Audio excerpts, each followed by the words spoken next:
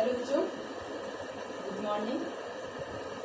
आज आपका कोलाइडल का next topic purification of colloidal. Previous class में आपको बताया गया था preparation of colloidal. Preparation of colloidal में आपने डिफरेंट टाइप के मेथड का यूज किया था, जैसे केमिकल मेथड का यूज किया, डिस्पर्सन मेथड का यूज किया गया जिसमें इलेक्ट्रोफिलिक डिस्पर्सन पेप्टाइजेशन की बात किया आपने, और आपने देखा कि केमिकल मेथड से बनाते हैं या हम डिस्पर्सन मेथड से बनाते हैं। तो बनने के बाद कोलाइडल स्टोन में कुछ इलेक्ट्रोलाइट प्रेजेंट होते हैं। जैसा कि हम जानते हैं कि इलेक्ट्रोलाइट का प्रेजेंस बहुत ही रिक्वायरमेंट है stability of the colloidal stone for the lyophobic sol के लिए। लेकिन एक्सेस अमाउंट में जब electrolyte present in the colloidal sol तो हैव टू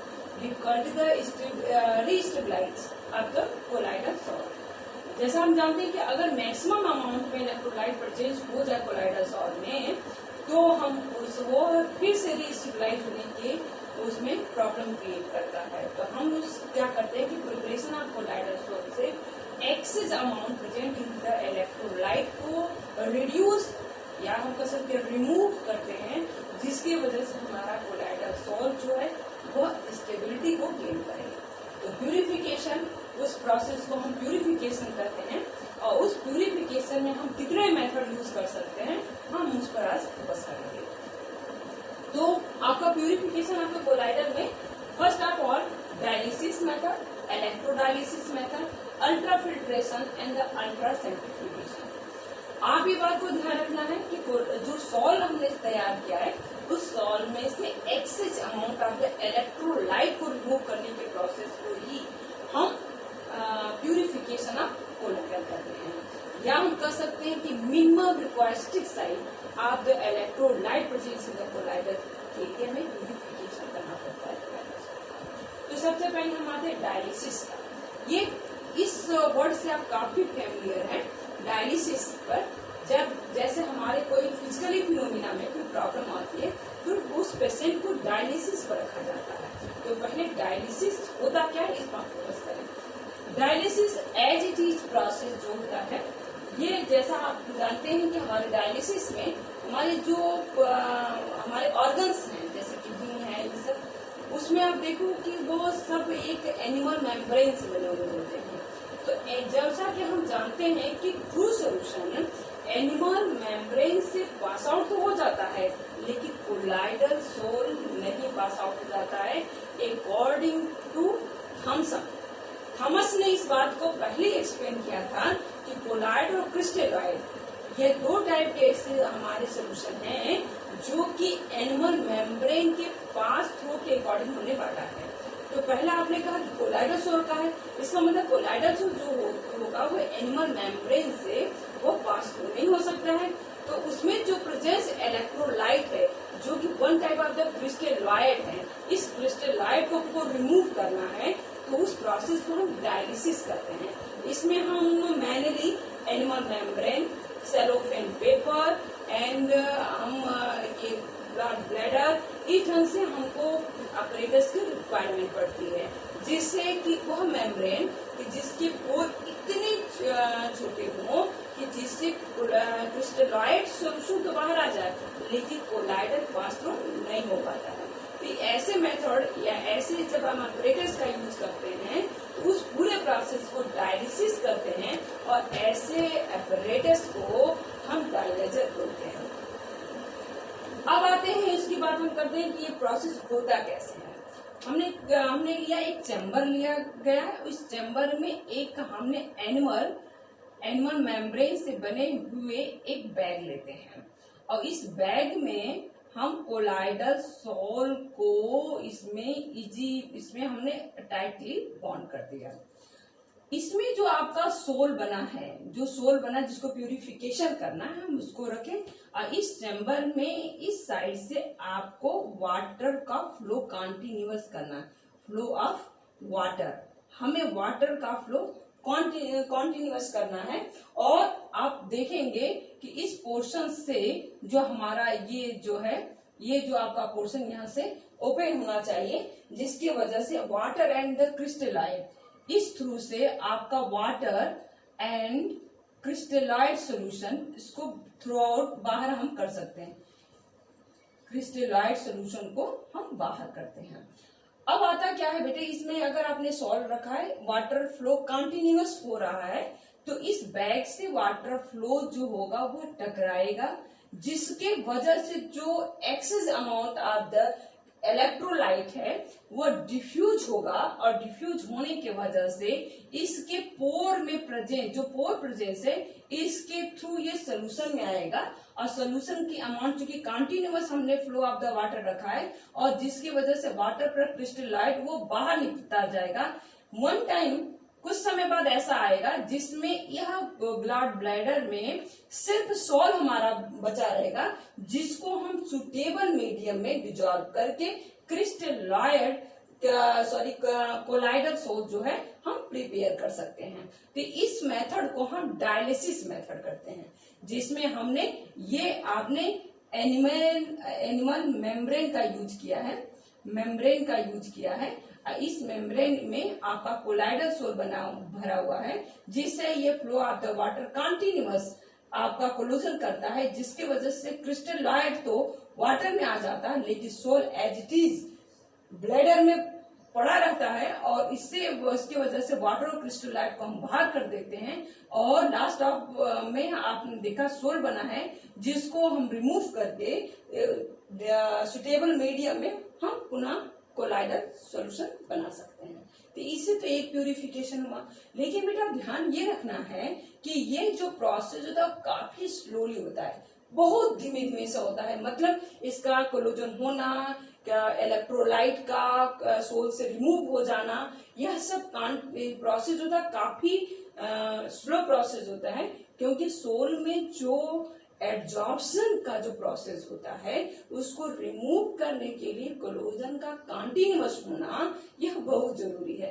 तो इसको इस स्पीड हमको स्पीड अप करने के लिए हमने देखा कि हम इसको इलेक्ट्रोडायलिसिस कर देते हैं। इसी मेथड को थोड़ा सा और अधिक इम्प्रूव किया, जिसको हम कहते हैं इलेक्ट्रोडायलिसिस। इलेक्ट्रोडायलिसिस का मतलब, इलेक्ट्रो का मीनिंग ही क्या है, जिसमें कैथोड और एनोड का यूज किया जाए। जैसा आपने कहा कि हमारा जो भी सोल प्रिपेयर होता है वो पर्टिकुलर एक नेचर का हो जाता है, कि एग्रीगेशन ऑफ द पार्टिकल, किस टाइप का एग्रीगेशन वो आयन का किया है, उसके अकॉर्डिंग हमारा सोल या तो पॉजिटिव हो जाता है या निगेटिव हो जाता है। तो पॉजिटिव और निगेटिव हो जाता है, इसका मतलब कि अगर इलेक्ट्रोडायलिसिस करें तो इसकी स्पीड को भी हम बढ़ा सकते हैं। तो इसमें हम क्या करते हैं, प्रोसेस एज इट इज रहेगा, एनिमल मेम्ब्रेन ले या सेलोफेन पेपर ले लीजिए। इसमें देखा जाता है कि इसमें हम 2 इलेक्ट्रोड लगा देते हैं, जैसे इसमें इस साइड जो आपका है एनोड, और आप इस साइड आपने कैथोड लगा दिया। फ्लो ऑफ वाटर कंटिन्यूअस बनेगा, वाटर इन द क्रिस्टलाइट बाहर निकलेगा, ये आपका जो एनिमल मेम्ब्रेन है एज इट इज सोल उसमें बना रहेगा। क्योंकि इस पर पॉजिटिव और निगेटिव चार्ज है, तो सोल हमारे जिस भी टाइप का है, या तो पॉजिटिव होगा या तो निगेटिव होगा, तो कंटिन्यूअस डिफ्यूजन के होने की वजह से वो जस्ट अपोजिट साइड अट्रैक्शन होगा, और अट्रैक्शन होने के वजह से उसके जो पार्टिकल है, एब्जॉर्प्शन पार्टिकल जो है क्रिस्टलाइट साइज का, वो बाहर आ जाता है, अट्रैक्ट होके वो बाहर आ जाता है, और सोल एज इट इज उसमें बना सकता है, क्योंकि अट्रैक्शन से क्रिस्टलाइट पार्टिकल्स का होगा, सोल एज इट इज इसमें बना रहेगा। तो इस मेथड को हम बोलते हैं इलेक्ट्रोडायलिसिस। इसमें सिर्फ हमें स्पीड अप करने के लिए हम इस मेथड में इलेक्ट्रो कप हम फिनोमिना यूज करते हैं, कैथोड और एनोड लगा के। अब आता है हमारा से अल्ट्रा फिल्ट्रेशन। ये एक थोड़ा यूनिक टाइप का फिल्ट्रेशन ये मेथड है। इसमें हम देखते हैं कि जैसा हमने कहा कि कोलाइडल का पार्टिकल 1 नैनोमीटर टू 1000 नैनोमीटर के बीच की बात करूं, या मीटर की बात करें तो 10⁻⁹ मीटर से लेके 10⁻⁶ मीटर तक की बात हम करते हैं। तो इनके पार्टिकल इतने बड़े हैं कि नॉर्मल फिल्ट्रेशन में वो पास हो जाते हैं। तो हमें ऐसे फिल्ट्रेशन करना है जिसमें सोल तो पास थ्रू ना हो लेकिन क्रिस्टलॉइड पार्टिकल पास थ्रू हो जाए। इसके लिए हम फिल्ट्रेशन के लिए हम फिल्टर पेपर को उस पोर के साइज का बना देते हैं कि जिसमें कोलाइडल सॉल्ट पास थ्रू तो ना हो लेकिन हमारा क्रिस्टलॉइड पार्टिकल पास थ्रू हो जाए। अब इसके लिए हमें क्या क्या चाहिए, तो पहले हम नॉर्मल फिल्टर पेपर ले लेते हैं। इसमें एक नए टाइप का सोल्यूशन की रिक्वायरमेंट पड़ती है जिसको कोलाइडियल सोल्यूशन कहते हैं। ये प्रिपरेशन कैसे किया जाता है इसकी बात हम कर लें तो 4% of the nitrocellulose dissolve in the alcohol and the ether. जब हम नाइट्रोसेलुलोज को हम अल्कोहल और ईथर में 4% अल्कोहल और ईथर में डिसॉल्व कर देते हैं तो उसके पोर जो होते हैं वो रिड्यूस हो जाते हैं और उसको हार्डनिंग के लिए फॉर्मल्डिहाइड में पुनः डीप करते हैं और हम उसको हम सुखा लेते हैं, ड्राई अप कर लेते हैं और फिर उस फिल्टर पेपर का यूज हम उस सोल को फिल्टर करने में यूज करते हैं। देखिए इसका मेथड कैसे हो सकता है। हमने एक चैम्बर ले लिया, चैम्बर में हमने यहाँ पर अपने अल्ट्रा फिल्ट्रेशन के लिए फिल्टर पेपर लगा दिया। इस साइड से आपने कोलाइडल आपने सोल को इसमें पास किया। इसमें देखा क्या गया बेटा कि इसमें जो आपका फिल्टर होके जो पार्टिकल आता है क्रिस्टलाइड प्लस वाटर इधर तो फिल्टर हो जाएगा लेकिन इस पोर्शन में जो होगा वो आपका सॉल्ट एज इट इज बना रहेगा। फिर इस सॉल्ट को हम सुटेबल डिस्पर्सन मीडियम में फिर हम उसको बना के हम अपना कोलाइडल सोल्यूशन बना सकते हैं। मतलब हमें क्या हमारा पर्पज है कि excess amount of the electrolyte को रिमूव करना। मतलब हम इसकी स्टेबिलिटी को लूज नहीं करके जो एक्सेस अमाउंट जो इलेक्ट्रोलाइट का उसको रिमूव करते हैं। तो अल्ट्रा फिल्ट्रेशन में क्या होता है कि फिल्टर पेपर को पहले कोलाइडल सोल में हम डिसॉल्व करते हैं जिससे उसकी साइज रिड्यूस हो जाए। फिर फॉर्मल्डिहाइड में उसको हार्डनिंग के लिए यूज करते हैं और फिर उसके बाद हम उसको फिल्टर पेपर में यूज करते हैं। तो फिल्टर पेपर ये आपका अल्ट्रा फिल्ट्रेशन के लिए कोलाइडियल सोल्यूशन में डिसॉल्व फिल्टर पेपर है और इसमें आपने सॉल्ट रखा है। इसमें कंटिन्यूअस आप कोलाइडल सोल्ट को डाल रहे हैं जिससे ये क्रिस्टलाइड एंड वाटर जो आपका है इस साइड बाहर आ जाता है, इस साइड आपका बाहर आ जाता है। क्रिस्टलाइड प्लस वाटर जो होता है वो रिमूव हो जाता है। इसमें सिर्फ आपका सॉल्ट बनता है जिसको सुटेबल डिस्पर्स मीडियम में आप डिसॉल्व करके कोलाइडल सोल्यूशन बना सकते हैं। तो सबसे मेनली इसमें आपको ध्यान देना होगा कि हम कोलाइडियल सोल्यूशन को बात करें, फॉर्मल्डिहाइड की बात करें एंड फिल्टर पेपर की बात करें। दूसरा है बेटा ये भी प्रॉब्लम है, ये जो फिल्ट्रेशन है ये भी काफी स्लो प्रोसेस में होता है। तो इसके भी स्पीड अप करने के लिए हम सक्सेशन पंप या प्रेशर एक्सटर्नल प्रेशर हम इस पर लगा सकते हैं। सक्सेशन पंप का भी हम यूज कर सकते हैं या हम प्रेशर कर सकते हैं जिससे ये प्रोसेस जो हो वो काफी तेज हो सके। एंड फोर्थ जो है अल्ट्रा सेंट्रीफ्यूगेशन। इसमें प्रोटीन सॉल्ट है, प्रोटीन सॉल्ट आप जानते हैं एग्रीगेट करके साइज काफी बड़ी हो जाती है तो हम उसका सेंट्रीफ्यूगेशन करते हैं और सेंट्रीफ्यूगेशन के बाद वो कोलाइडल सॉल्ट में डिफ्यूज हो जाते हैं जिसको हम सुटेबल डिस्पर्स मीडियम में हम डिसॉल्व कर सकते हैं। तो ये आपके सिलेबस में नहीं है, ये 3 मेथड जो है आपके सिलेबस में आते हैं। अब इसके बाद हमने प्यूरिफिकेशन भी कर लिया। प्यूरिफिकेशन, प्रिपरेशन एंड कोलाइडल की कुछ क्लासिफिकेशन की बात हमने किया। अब हम नेक्स्ट टॉपिक की बात करते हैं, property of the colloidal. Colloidal की क्या क्या प्रॉपर्टी हो सकती है, क्योंकि हमने बना भी लिया और उसको फिल्टर भी कर लिया, स्टेबिलिटी भी देख लिया। अब हमारा नेक्स्ट प्रोसेस आता है प्रॉपर्टी ऑफ द कोलाइडल। अब हमने पूरे ऑब्जर्वेशन में देखा क्या है कि कोलाइडल की क्या क्या प्रॉपर्टी हो सकती है। तो इस कोलाइडल की प्रॉपर्टी के बारे में हम बात करते हैं। तो प्रॉपर्टी में सबसे पहले है कि हम किस किस टाइप की प्रॉपर्टी की बात करते हैं।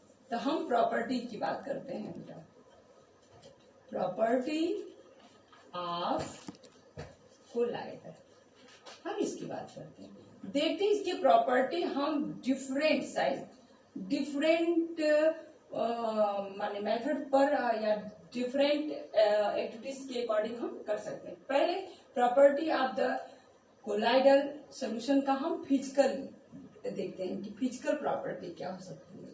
पहले हमने फिजिकल प्रॉपर्टी का और फोकस करेंगे। सेकेंड जो आपका है कॉलिगेटिव प्रॉपर्टी की बात करते हैं। कॉलिगेटिव प्रॉपर्टी की बात करते हैं कि कोलाइडल में कॉलिगेटिव प्रॉपर्टी क्या ऑब्जर्व करता है। तीसरा हमारा है काइनेटिक प्रॉपर्टी की बात करते हैं। काइनेटिक प्रॉपर्टीज की बात हम करें, प्रॉपर्टीज की बात करें। और चौथा जो है आपका ऑप्टिकल प्रॉपर्टी की बात हम करते हैं। ऑप्टिकल प्रॉपर्टी की बात करते हैं। एंड लास्ट जो है इलेक्ट्रिकल प्रॉपर्टी में हम बात करते हैं। इलेक्ट्रिकल प्रॉपर्टी की बात हम करते हैं। मतलब इस इतने सारे प्रॉपर्टी के अकॉर्डिंग हम देखते हैं कि कोलाइडल में ये प्रॉपर्टी किस फिनोमिना के बेस पर ये प्रॉपर्टी प्रेजेंस है। तो फिजिकल प्रॉपर्टीज का मतलब हमें पहले देखना क्या है कि ये किस टाइप का मिक्सचर होता है। और आपने मिक्सचर की बात किया तो हम पहले इसकी मिक्सचर की बात करते हैं। जैसे हेट्रोजीनियस मिक्सचर की बात किया हमने। सेकेंड हम इसकी विजिबिलिटी स्किप के अकॉर्डिंग हम देख सकते हैं, विजिबिलिटी की बात करते हैं। तीसरा हम फिल्ट्रेशन के अकॉर्डिंग बात कर सकते हैं, फिल्ट्रेशन की बात करते हैं। नंबर 4 जो होता है हम कलर की बात करते हैं।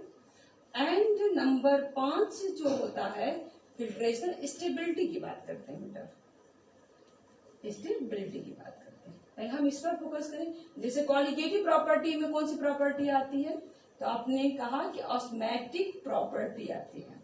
ऑस्मैटिक प्रेशर, जैसे हमने लास्ट चैप्टर में पढ़ा कि कॉलिगेटिव प्रॉपर्टी थे elimination after boiling point, depression after freezing point, colligative property, abnormal mass, ये सारी चीजें जो होती है वो कॉलिगेटिव प्रॉपर्टी में आती है। तो ऑस्मैटिक प्रेशर की बात किया।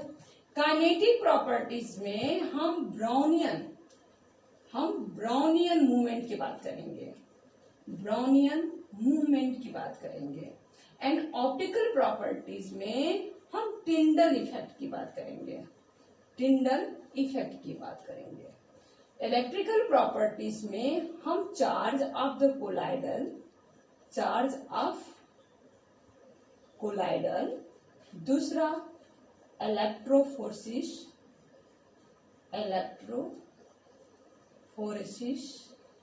नंबर 3 कोगुलेशन की बात करेंगे, कोगुलेशन की बात करेंगे। ये सारी प्रॉपर्टी हमें करना है। अब आता है पहले हम फिजिकल प्रॉपर्टी में बात करते हैं। जैसा हम जानते हैं कि कोलाइडल सोल्यूशन देखने में तो होमोजीनियस दिखाई देता है, क्योंकि इसके जो पार्टिकल्स हैं, ये पार्टिकल जो है वो ट्रू सोल्यूशन और सस्पेंशन सोल्यूशन के बीच की साइज होती है। मतलब ट्रू सोल्यूशन जहां लेस देन 10⁻⁹ मीटर होता है और वहीं कोलाइडल की साइज 10⁻⁹ टू 10⁻⁶ मीटर होता है। सस्पेंशन जो होता है वो मोर देन 10⁻⁶ मीटर होता है। इसका मतलब चूंकि वो माइन्यूट डिफरेंस आपका आता है आपके ट्रू सोल्यूशन से, इस वजह से इसका सोल तो हमें जब आप प्रिपेयर करते हो तो हमें होमोजीनियस तो दिखाई देता है, लेकिन एक्चुअली यह हेट्रोजीनियस होता है। क्यों होता है, इसमें हम देखते हैं कि इसके जो पोर्शन है हम 2 भागों में बांटते हैं, dispersion phase and the dispersion medium. और डिस्पर्सन फेज और डिस्पर्सन मीडियम के अकॉर्डिंग हम कोलाइड के कई सोल की बात करते हैं। डिस्पर्सन फेज जो होता है उसकी साइड चूंकि ट्रू सोल्यूशन से एबव होता है, इस वजह से इसके पार्टिकल नेक्ड आई से तो नहीं दिखते हैं, लेकिन अगर स्ट्रॉन्ग अल्ट्रा माइक्रोस्कोप से देखें तो उनके पार्टिकल में मूवमेंट हम देख सकते हैं, उनके पार्टिकल हमें दिखाई देते हैं। इसका एग्जांपल बहुत इजी है कि जब हम विंटर में हम देखते हैं कि सनराइज होता है, तो अगर वो फॉग से होते हुए सनराइज अर्थ पर आता है तो हमें उनके पार्टिकल का मोशन दिखाई देता है। या हम डेली रूटीन में अगर देखें, अपने फैमिली एग्जांपल में लूं तो डार्क रूम में पॉइंट से सनराइज अगर आता है तो उसमें डस्ट के पार्टिकल भी हमें दिखाई देते हैं। तो वैसे अगर मैं रूम को देखूं तो उसमें हमें कोई पार्टिकल का मूवमेंट दिखाई नहीं देता। तो ये देखने में नेक्ड आइज में तो विजुअल ऐसे होते हैं जैसे ये होमोजीनियस है, लेकिन इनके पार्टिकल रियल में disperse phase and disperse medium में डिवीजन होता है, जिसके वजह से हमें इनके पार्टिकल अल्ट्रा माइक्रोस्कोप में इनके पार्टिकल की साइज में दिखाई देती है। अतः यह हेट्रोजीनियस मेथड का हुआ। दूसरा है विजुअल, इनकी विजिबिलिटी नेक डाइट से नहीं होती है, अल्ट्रा माइक्रोस्कोप से होता है। फिल्ट्रेशन की बात करें तो ये जनरल या ऑर्डरली फिल्टर पेपर से ये पास थ्रू तो हो जाते हैं, लेकिन एनिमल मेम्ब्रेन, सेलोफेन पेपर के थ्रू ये पास आउट नहीं होते हैं, क्योंकि इनके पोर की जो साइज होती है वो ट्रू सोल्यूशन से हायर होती है। इस वजह से ये जनरल या ऑर्डरली फिल्ट्रेशन में फिल्टर नहीं हो पाते हैं। कलर की बात करें बेटा, कोलाइडल का कोई कलर नहीं होता, लेकिन कोलाइडल का कलर की अगर हम बात करें तो जैसा हम जानते हैं कि सोल्यूशन का कोई कलर नहीं होता, जैसी लाइट जाती है वैसा वो कलर होता है, लेकिन कोलाइडल की प्रॉपर्टी इसमें थोड़ी डिफर है। अब कोलाइडल का कलर की बात अगर हम करें तो कोलाइडल में हम देखा गया कि जो डिस्पर्स फेज है, ये जो आपका डिस्पर्स्ड फेज है, अगर इसकी साइज बड़ी है तो ये हायर या लार्जर वेवलेंथ की लाइट को एब्जॉर्ब करता है, लेकिन ट्रांसमिटेड जो करता है वह लोअर वेवलेंथ के पार्टिकल का जो लाइट है उसको ही ट्रांसमिट करता है। मतलब हम कह सकते हैं डिस्पर्स फेज जो है लॉन्गर, आपका जो है लॉन्गर वेवलेंथ की लाइट को एब्जॉर्ब तो कर लेता है, वेवलेंथ लाइट को एब्जॉर्ब करता है, लेकिन जब ट्रांसमिटेट करता है, जब लाइट को ट्रांसमिटेट करता है तो ऑलवेज लोअर वेवलेंथ की लाइट को ट्रांसमिट करता है। मतलब साइज जितनी पार्टिकल की फेज की साइज अगर बड़ी होती गई तो उसके ट्रांसमिटेड की जो लाइट होगी वो लोअर वेवलेंथ की लाइट होगी। फॉर एग्जाम्पल अगर हम लें तो हम देखते हैं कि अगर एग्जाम्पल में अगर हम लें तो उसमें हमने देखा कि जो इसका कलर है तो सिल्वर सोल की बात करें, इसमें 1 सिल्वर सोल की अगर हम बात करें तो सिल्वर सोल जो होता है वो 150 नैनोमीटर की लेवलेंथ पर होता है, लेकिन इसका जो कलर रहता है वो मुझे ऑरेंज कलर का दिखाई देता है। वहीं आपका सल्फर का है जो 60 नैनोमीटर की जो डिस्पर्स फेज की साइज है उसका कलर हमें येलो कलर का दिखाई देता है। मतलब लॉन्गर वेवलेंथ का कलर तो ये एब्जॉर्ब करता है, लाइट को एब्जॉर्ब करता है, लेकिन ट्रांसमिटेड ऑलवेज लोअर वेवलेंथ को पास करता है, इसलिए इनका कलर जो होगा कोलाइडल सॉल्यूशन का जो कलर होगा वह डिपेंड करता है कि किस लाइट का एब्जॉर्प्शन हुआ है। अब आता है पांचवा बेटा स्टेबिलिटीज। ये स्टेबल होता है लेकिन presence of the small amount of the electrolyte. अगर इलेक्ट्रोलाइट स्मॉल पोर्शन में या रिक्वायर्ड साइट अमाउंट में होता है, मिनिमम रिक्वायर्ड साइट में अमाउंट में होता है, तब आपका कोलाइडल सोल जो होता है वह स्टेबल होता है। और स्टेबिलिटी होने का मतलब क्या है कि have a long time undisturb अगर हम छोड़ देते हैं तो वो सेटल डाउन नहीं होता है। लेकिन अगर हम काफी समय तक देखते हैं तो एग्रीग्रेशन होने की वजह से कोलाइड पार्टिकल की साइज बड़ी हो जाती है और पार्टिकल धीरे धीरे सेटल डाउन होने लगता है, क्योंकि उनकी साइज कोलाइडल पार्टिकल से मूव करके सस्पेंशन पार्टिकल के साइज के टुवर्ड चली जाती, फॉरवर्ड हो जाती, जिसकी वजह से सेटल डाउन हो जाता है। लेकिन अगर इलेक्ट्रोलाइट के प्रेजेंस में है तो वह स्टेबिलिटी नहीं होती है। एग्जाम्पल के हम ले सकते हैं जैसे मिल्क हम काफी लंबे टाइम से रख देते हैं तो उसके प्रेजेंस में, जो एसिड के प्रेजेंस में जब तक रहता है तब तक तो ये स्टेबल नहीं होता है, लेकिन excess amount of the acidic formation के होने की वजह से वह कोगुलेट हो जाता है, मतलब वह नीचे सेटल डाउन कर जाता है। तो स्टेबिलिटी भी प्रेजेंस ऑफ द इलेक्ट्रोलाइट के प्रेजेंस पर डिपेंड करती है। तो हम आते हैं, इसकी बात करते हैं फिजिकल प्रॉपर्टी की। Next property colligative property. Colligative property हमने कहा कि completely depend of the number of mole present in the solution. जो property number of mole of solute के प्रेजेंस के होने की वजह से जो प्रॉपर्टी दिखाई देती है उसी को हम कॉलिगेटिव प्रॉपर्टी करते हैं। तो ये भी कॉलिगेटिव प्रॉपर्टी शो करता है, लेकिन ये चूंकि एग्रीगेशन भी करता है तो कॉलिगेटिव प्रॉपर्टी जो होती है ऑस्मेटिक प्रेशर की बात अगर हम करें तो देखते हैं कि इनके नंबर ऑफ मोल चूंकि एग्रीगेट करते हैं, एक एटम दूसरे एटम पर एग्रीगेट करता है तो number of mole of atom की संख्या तो कम हो जाती है, इसलिए ऑस्मेटिक प्रेशर जो हमारे एक्सपेक्टेड होता है उससे वो काफी लोअर हमें इसकी कॉलिगेटिव प्रॉपर्टी हमें रिपोर्ट होती है या ऑब्जर्व होती है। थर्ड आते हैं काइनेटिक प्रॉपर्टी की बात करते हैं। काइनेटिक प्रॉपर्टी का मतलब है मोशन, कितनी एनर्जी पर क्या मोशन होता है उसकी बात करते हैं। तो 1827 में सबसे पहले रॉबर्ट ब्राउनियर ने इस पर एक्सपेरिमेंट किया। उन्होंने देखा कि पॉलन ग्रेन को अगर वाटर में डिजॉल्व किया जाए तो उसके पार्टिकल में कंटिन्यूअस जिग जैग मोशन में वो पार्टिकल मूवमेंट करता है। इस वजह से उन्हीं को एवॉइड करने के लिए हम इस फिनोमिना या प्रोसेस को हमने ब्राउनियन मूवमेंट के नाम से जानते हैं। होता क्या है इसमें बेटा, ब्राउनियन मूवमेंट में अगर हमने कोई पार्टिकल डिस्पर्स फेज जो आपका है, जो आपका ये डिस्पर्स फेज है, उसके जो पार्टिकल है वो जिग जैग मोशन में, वो कंटिन्यूअस ये जिग जैग मोशन में वर्क करता रहता है। इसका कारण क्या है, causes of the Brownian movement, इसमें हमने देखते क्या है कि अगर हम डिस्पर्स मीडियम में डिस्पर्स फेज लेते हैं तो अनइक्वल फोर्स कोलोजन होने के वजह से जो पार्टिकल हैं वह डिफरेंट डायरेक्शन में कंटिन्यूअस मोशन करते हैं। मतलब जो आपका डिस्पर्स मीडियम है, आपका डिस्पर्सन मीडियम जो है, डिस्पर्सन जो मीडियम है, उस मीडियम का जो मूवमेंट होता है तो डिस्पर्स फेज के पार्टिकल्स से कंटिन्यूअस मोशन अनइक्वल बैलेंस में ये अटैक करता रहता है, जिसके वजह से ये पार्टिकल आप है द जिग जॉग मोशन को मूवमेंट करता है।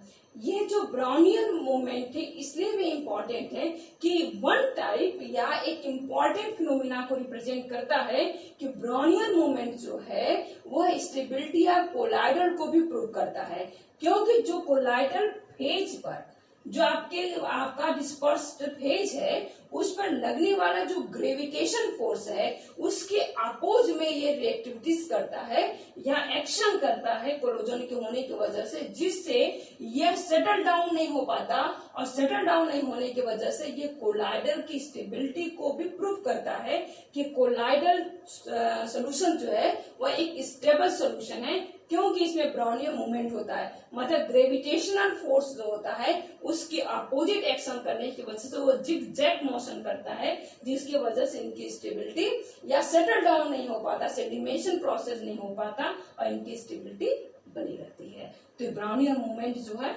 यह इस मेथड से भी हमें ये प्रूफ होता है कि कोलाइडल जो स्टेबल है। अब आते हैं ऑप्टिकल प्रॉपर्टीज में। अब आते हैं हमारा नेक्स्ट टॉपिक जो ऑप्टिकल प्रॉपर्टी। ऑप्टिकल प्रॉपर्टी मतलब लाइट की फिनोमिना हमको देखनी है। तो इसमें सबसे वेरी इंपॉर्टेंट फिनोमिना है टिंडल इफेक्ट, जो कि हम प्रीवियस क्लासेस में भी हम इसके बारे में थोड़ा बहुत पढ़े हैं। इसमें हमें थोड़ा सा और चीज देखनी है कि ये टिंडल इफेक्ट होता क्या। जैसे अभी आपने कहा कि लाइट को एब्जॉर्ब करता है, और लाइट को एब्जॉर्ब करने के होने की वजह से वो ट्रांसमिटेड लोअर वेवलेंथ दाम पे लाइट को ट्रांसमिट करता है, जिसकी वजह से उसके कलर को आइडेंटिटी कर सकते हैं। तो टिंडल इफेक्ट भी 1869 में सबसे पहले फैराडे ने इसको ऑब्जर्व किया था, और लेकिन अर्ली एक्सपेरिमेंट या ऑब्जर्वेशन या डिटेल एक्सपेरिमेंट जो एक्सप्लेनेशन था वो टिंडल ने दिया। इस वजह से इस मोशन को ही हम इस प्रॉपर्टी को टिंडल इफेक्ट कहते हैं। और टिंडल इफेक्ट में देखा गया कि अगर हम दो सोल्यूशन लेते हैं, इसमें हम प्रोसेस को देखें कि अगर टिंडल इफेक्ट की थोड़ा हम बात करें तो हम देखते हैं कि अगर हम होमोजीनियस दो सोल्यूशन लेते हैं, दो सोल्यूशन में एक ट्रू सोल्यूशन है और एक कोलाइडल सोल्यूशन। कोलाइडल सोल्यूशन भी look like homogeneous but have the heterogeneous solution. तो इन्होंने कहा कि अगर हम एक पॉट लेते हैं जिसमें ट्रू सोल्यूशन हो, इसमें आपने ट्रू सोल्यूशन आपने रखा है, और दूसरा एक पॉट लिया जिसमें हमने कोलाइडल सोल्यूशन रखा है, जिसमें हमने कोलाइडल सोल्यूशन रखा है। कोलाइडल सोल्यूशन की बात की इन्होंने कहा बेटा कि अगर ये लाइट हम यहाँ से प्रोड्यूस करते हैं, लाइट हम इसमें डालते हैं, तो ट्रू सोल्यूशन में कोई भी लाइट ऑब्जर्व नहीं होती। अगर अल्ट्रा माइक्रोस्कोप से अगर हम 19 डिग्री पर भी देखें तो ये क्लियरली ट्रांसपेरेंट होता है, इसमें कोई लाइट का पाथ विजिबल नहीं होता है। जबकि कोलाइडर में देखा गया कि इसके जो पार्टिकल हैं, जो इसके अगर इसके पार्टिकल है कि इसकी साइज, इसमें जो पाथ है वो हमें कोन लाइक, जिसको टिंडल कोन भी कहा जाता है, इस ढंग से वो पाथ कंप्लीट विजुअलाइज होते हैं। और इस पाथ को या इस पूरे जोन को हम टिंडल जोन भी कहते हैं। और यह सिर्फ कोलाइडल सोल में ही हमें रिप्रेजेंट होता है। तो इसके मतलब से हम ये कह सकते हैं कि कोलाइडल पार्टिकल जो है वो टिंडल इफेक्ट को शो करता है, जबकि ट्रू सॉल्यूशन में टिंडल इफेक्ट शो नहीं कर सकता है। दूसरी चीजें इसमें सबसे इम्पोर्टेंट ध्यान देना है, इसका हम सबसे पहले रीजन देखें कि इसमें पार्टिकल में ये पाथ कैसे विजुलाइज होता है। तो चूंकि आपने कहा कि डिस्पर्स फेज का जो साइज होता है वो ट्रू सॉल्यूशन से हायर होती है। ट्रू सॉल्यूशन से हायर होने की वजह से ये क्या करता है, जैसे लाइट जाती है उसको डिस्पर्स करता है, और डिस्पर्स करने से फेज लाइट को डिस्पर्स या टक्कर कोलोजन होने की वजह से डिस्पर्स करता है। डिस्पर्स होने की वजह से एक पाथ माने ओरिजिन होता है, जिसको हम टिंडल जोन कहते हैं। और इस वजह से इनके पार्टिकल को हम कह सकते हैं कि हेट्रोजीनियस है, जिनको अल्ट्रा माइक्रोस्कोप से हम देख सकते हैं। इसका एग्जांपल हम डार्क अपने रूम में सनलाइट आने से पर भी देख सकते हैं। बहुत ऐसे हमारे नेचुरल फिनोमिना होते हैं जिसमें ये कोण बनता है। लेकिन इसके लिए हमें दो ऐसे मेथड हैं या दो ऐसे फैक्टर हैं जो सेटिस्फाइड करता है कि आपका ये किस किस मेथड से बनाया जा सकता है। तो पहला है कि जो आपका डिस्पर्स फेज का डायमीटर है वह आपके not more smaller than the wavelength of the light, बल्कि हम ये कह सकते हैं कि उसके अकॉर्डिंग होनी चाहिए। डिस्पर्स फेज का जो डायमीटर है वो आपके वेवलेंथ ऑफ द लाइट के नियरेस्ट होनी चाहिए या बहुत अधिक छोटी नहीं होनी चाहिए। दूसरा है इनका रिफ्लेक्टिव इंडिसेस जो है उनका, वो जो आपका डिस्पर्स फेज है वह काफी डिफरेंट होना चाहिए, उसके मैग्नीट्यूड जो होते हैं वो काफी डिफरेंट होना चाहिए, तभी आपका टिंडल इफेक्ट जो कोलाइडल सोल में प्रोड्यूस कर सकता है। नेक्स्ट जो इलेक्ट्रिकल प्रॉपर्टी है, इसमें ऐसे हमारे बहुत सारे फिनोमिना हैं, उसको हम नेक्स्ट वीडियोस में हम एक्सप्लेन करेंगे। तब तक टेक केयर।